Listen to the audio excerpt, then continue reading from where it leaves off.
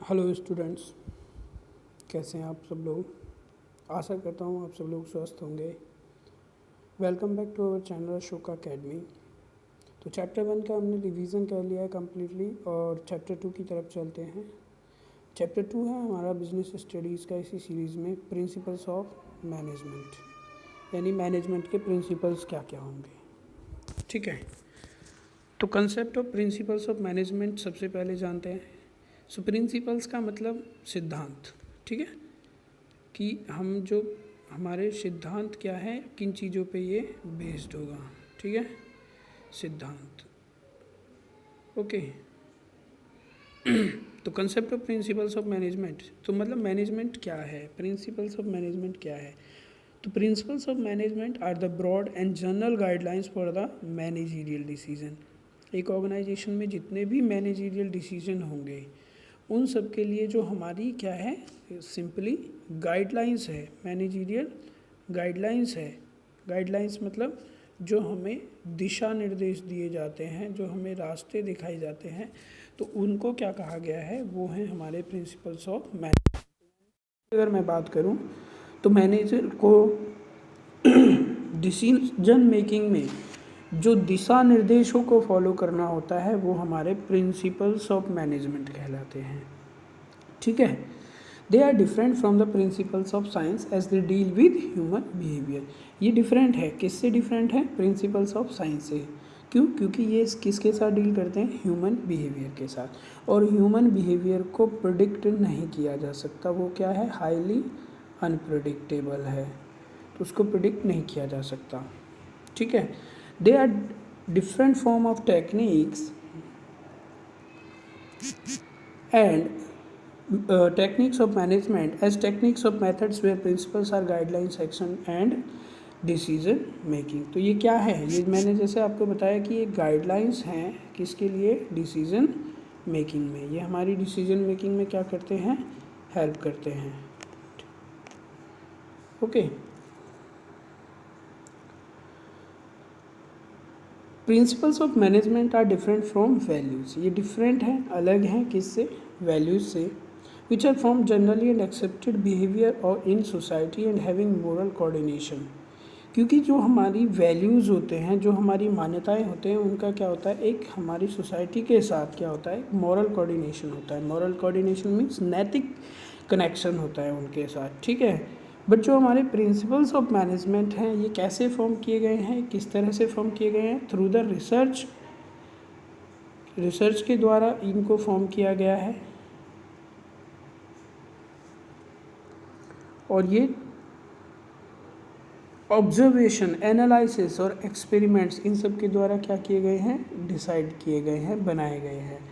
और personal experience of managers भी इनमें क्या होता है, इन्वॉल्व होता है। तो सिंपली याद रखिएगा, प्रिंसिपल ऑफ मैनेजमेंट क्या है, वो दिशा निर्देश जो मुझे ऑर्गेनाइजेशन के as a manager decision making में जो हेल्प करे। तो प्रिंसिपल्स क्या है, प्रिंसिपल्स अगर मैं सिंपली बात करूँ तो वो क्या है, गाइडलाइंस हैं जो हेल्प करती हैं किसमें, decision making, helps in decision making. जो ऑर्गेनाइजेशन की डिसीजन मेकिंग है उसमें ये क्या करेगा, हेल्प करेगा। तो याद रखिएगा सिंपली। ठीक है, चलिए आगे बढ़ते हैं।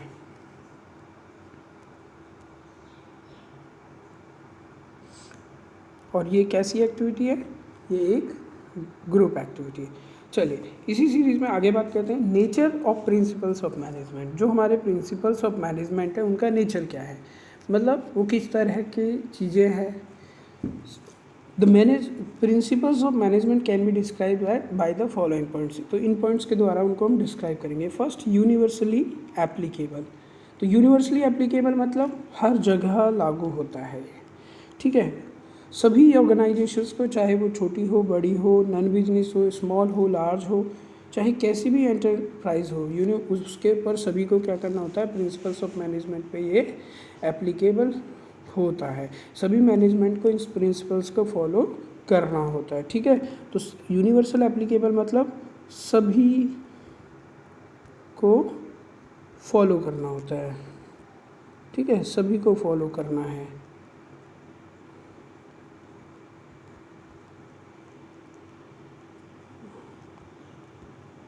चलिए, दूसरा क्या, जनरल गाइडलाइंस। जनरल गाइडलाइंस का मतलब क्या होता है कि ये क्या है, सामान्य दिशा निर्देश है।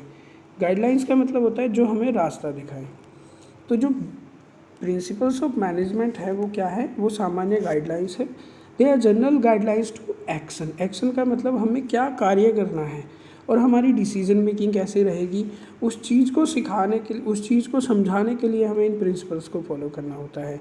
They do not provide readymade solutions as the business environment is ever changing और डायनामिक। हम लोग जानते हैं कि जो हमारा बिजनेस इन्वायरमेंट है वो डायनामिक इन नेचर है, मतलब वो कीप्स ऑन चेंजिंग। तो इसलिए कभी भी ऐसा नहीं है कि एक बार जो सॉल्यूशन दे दिया वही हर साल हर सिचुएशन में एप्लीकेबल होगा, नहीं। ये आपको सिर्फ दिशा निर्देश देता है और उस दिशा निर्देश को आपको किसके साथ, अपने ह्यूमन बिहेवियर के साथ या ह्यूमन इंटेलिजेंस के साथ आपको उसको क्या करना है, यूज़ करना है, और उस ह्यूमन इंटेलिजेंस के साथ आपको इसको क्या करना है, फॉलो करना है। ठीक है।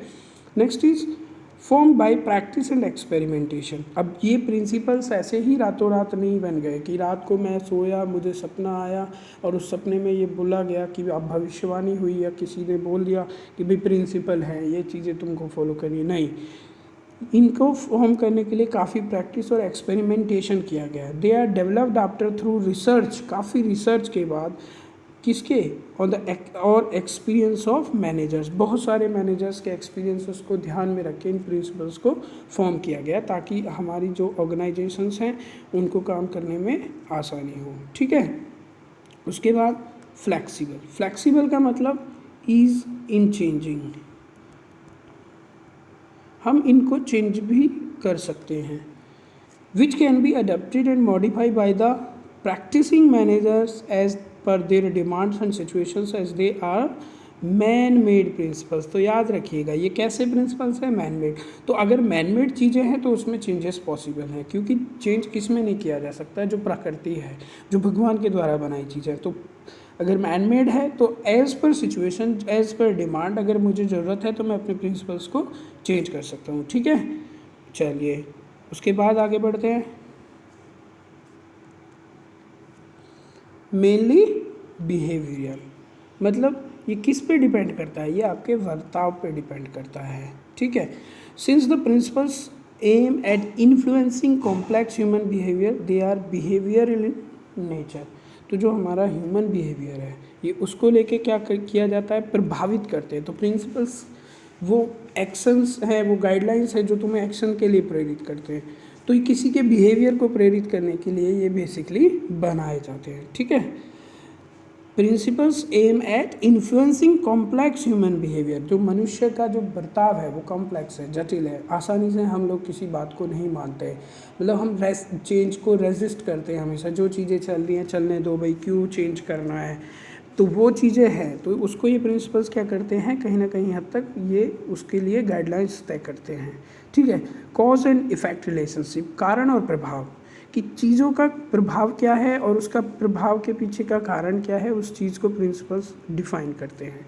दे intend a established relationship between cause and effect so that they can be used in similar situation.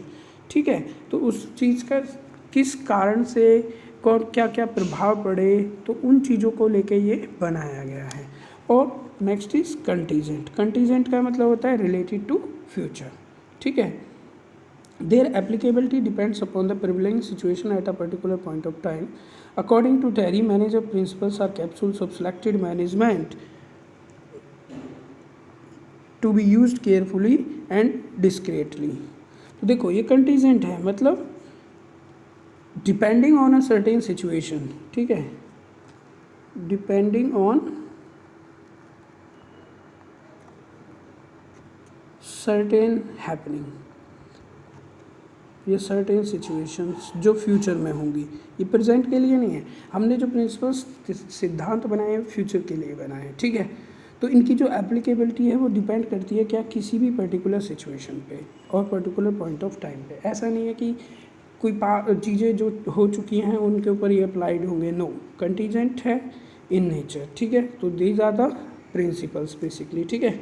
चलिए आगे बढ़ते हैं।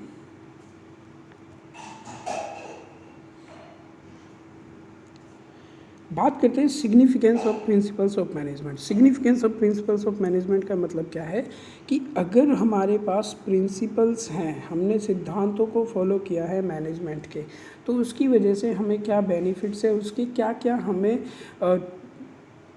फ़ायदे होंगे, किन किन चीज़ों पे हमको उसका क्या मिलेगा, लाभ मिलेगा। चलिए, सबसे पहले providing managers with useful insight into reality.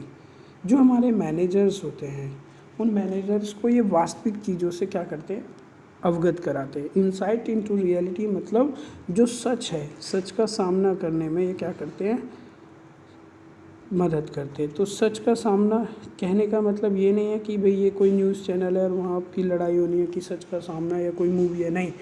Manager जो चीज़ें करने वाले हैं, उनकी एबिलिटी, सिचुएशन, सर्कमस्टांसेस क्या रहने वाले हैं, उनको कब राइट टाइम पर राइट डिसीजन लेगा, वो चीज़ यहाँ हमें क्या होगी, डिफ़ाइन की जाएगी। तो अगर हमने प्रिंसिपल्स को फॉलो किया है तो हम आसानी से रियलिटी को देख सकते हैं। ठीक है। So management principles guide managers to take right decision at right time by improving their knowledge, ability, understanding and various managerial situations and circumstances. ठीक है। तो अगर हमने प्रिंसिपल्स ऑफ मैनेजमेंट को फॉलो किया है तो हम राइट टाइम पर राइट डिसीजन लेंगे और जो हमारी एबिलिटी है उसको बेस्ट पॉसिबल वे में क्या करेंगे, इन्हांस करेंगे। और अलग अलग सिचुएशंस में हमें क्या मैनेजरियल डिसीजन लेने हैं ये भी हमें क्लियर हो जाएगा। ठीक है। चलिए, उसके बाद optimum utilization of resources. Optimum का मतलब होता है सबसे अच्छा, सर्वश्रेष्ठ, सबसे बेस्ट। ठीक है। तो बेस्ट, मुझे बेस्ट यूटिलाइजेशन करना है किसका, रिसोर्सेज का, और इफ़ेक्टिव एडमिनिस्ट्रेशन, और जो मेरी प्रणाली है, प्रशासन प्रणाली है, वो क्या हो, बेहतर ढंग से। अब अगर मैं प्रिंसिपल्स ऑफ मैनेजमेंट को फॉलो करता हूँ तो मुझे पता है कि किस पर्सन को क्या, क्योंकि हमने जैसे यहाँ पढ़ा कि taking the right decision at right time, सही बंदे को सही समय पे सही निर्णय लेना है, किसको काम करना है, सब कुछ यहाँ होगा। तो मैनेजमेंट के अंदर क्या होगी, प्रॉपर प्लानिंग होगी। ठीक है। प्लानिंग होगी कि किसको क्या काम करना है, कोऑर्डिनेशन होगा, डायरेक्टिंग होगी, हर चीज़ होगा पूरे प्रॉपर। तो उससे क्या होगा कि जो हमारे पास संसाधन है वो वेस्ट नहीं होंगे। हर बंदे को पता होगा उसको किसको क्या काम करना है, किसको काम कंप्लीट करके किसे रिपोर्ट करना है। ठीक है। और हमारा जो प्रशासन है, जो हमारा शासन है मैनेजमेंट के अंदर, वो भी प्रभावी ढंग से काम करेगा। ठीक है। So management of principles facilitate optimum use of resources by coordinating the physical, financial and human resources. Physical, financial और ह्यूमन, तीनों रिसोर्सेज को आपस में क्या करता है, कोलैबोरेट कर देगा, और तीनों को आपस में जोड़ के ये बेहतर तरीके से क्या करेगा, यूज़ ऑफ रिसोर्सेज कराएगा। ठीक है। उसके बाद next, scientific decisions. Scientific decisions मतलब जो हमारे डिसीजंस होंगे वो साइंटिफिक होंगे। ठीक है।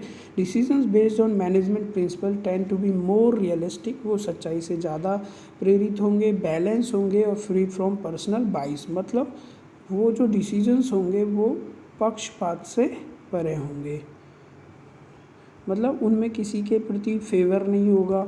ये नहीं है कि भाई मैंने कोई अगर मैनेजर है तो वो किसी पर्सनल अपने रिलेटिव के बारे में ज़्यादा सोचेगा, नहीं। तो साइंटिफिक डिसीजंस बैलेंस होंगे और हर चीज़ से पर्सनल बाइजनेस से दूर होंगे। ठीक है।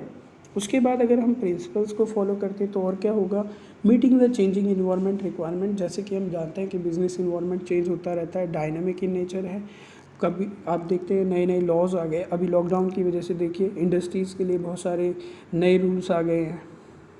तो अगर प्रिंसिपल्स ऑफ मैनेजमेंट हम फॉलो कर रहे हैं तो इफ़ेक्टिव एंड डायनामिक लीडरशिप होगी, और जिसकी वजह से जो इम्प्लीमेंटेशन है किसका, चेंजेस का, जो बदलाव है हम उसको आसानी से कर सकते हैं। अब देखो, अगर हमारा मैनेजमेंट अच्छा है तो हम कोरोना से भी लड़ सकते हैं। ठीक है।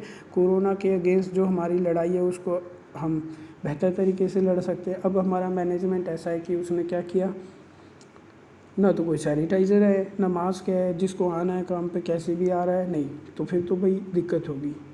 तो जो इन्वायरमेंटल रिक्वायरमेंट है चेंजेस की, वो भी हमारी प्रिंसिपल्स ऑफ मैनेजमेंट से ही पूरी होंगी। फुलफिलिंग सोशल रिस्पॉन्सिबिलिटी, और जो हमारी सामाजिक जिम्मेदारियां हैं उनको भी प्रिंसिपल्स ऑफ मैनेजमेंट क्या करते हैं, पूरा कर पाते हैं। तो principles of management not only help in achieving organizational goals but also guide managers in performing social responsibilities.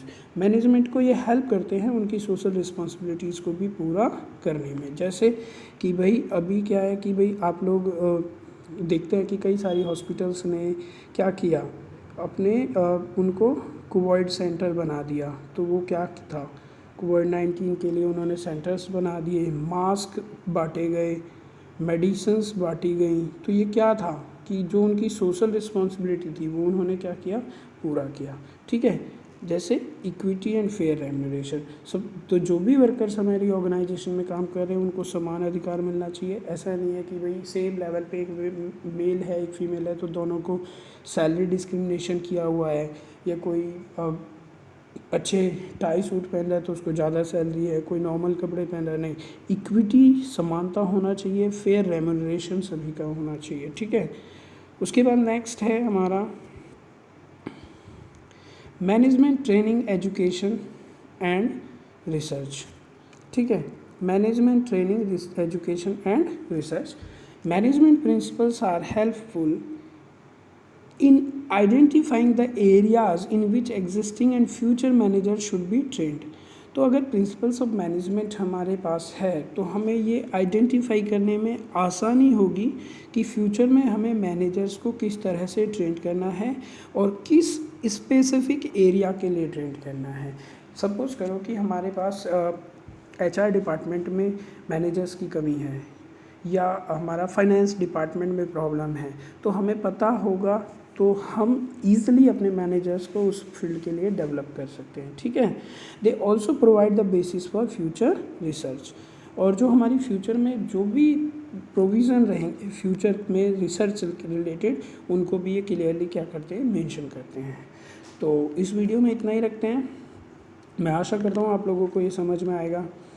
So students please थोड़ा आप लोग सीरियस होकर पढ़ाई स्टार्ट कर दीजिए, क्योंकि एग्ज़ाम की डेट अनाउंस हो चुकी है और अब आपको तैयारी का अपना लेवल बढ़ा देना चाहिए। और आशा करता हूँ आपको वीडियो पसंद आई होगी। पसंद आई है तो आप कमेंट ज़रूर कीजिएगा, लाइक शेयर सब्सक्राइब प्लीज़ कीजिएगा स्टूडेंट्स, उससे एक मोटिवेशनल फोर्स मिलती है। और अगर कोई आप चाहते हैं कि किसी चैप्टर को पहले स्पेसिफिकली किया जाए तो आप मुझे कमेंट सेक्शन में बताइए, मैं पहले उस चैप्टर को करा देता हूँ आपको। और नेक्स्ट क्लास में हम फ्यूल के प्रिंसिपल्स को पढ़ेंगे और टेलर के प्रिंसिपल्स को जानेंगे।